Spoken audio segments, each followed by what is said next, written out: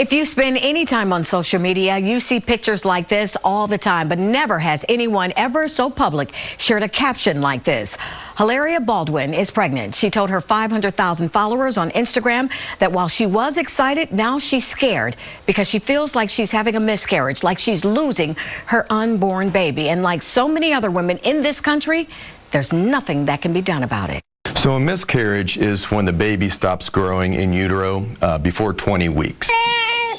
Hilaria Baldwin says her body is changing so much, she feels like she's losing her baby. She posted this statement on her Instagram page, telling her 500,000 followers that I always promised myself that if I were to get pregnant again, I would share this news with you guys pretty early, even if that means suffering a public loss. Post made fingers move because each year 8 and 10 mothers-to-be will experience a miscarriage. Age, family history, or how many children a woman already has doesn't matter. Other reasons for miscarriages can be placental abnormalities in terms of where the baby implants.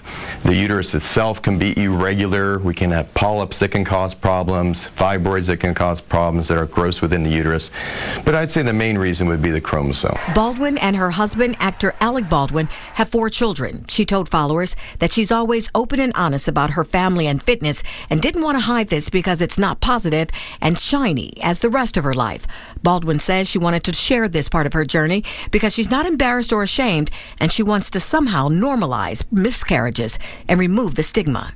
You know, they worry, am I really going to have, and it happens the main time with the first one, am I really going to be able to have a baby? Am I doing something wrong? What did I do to create this?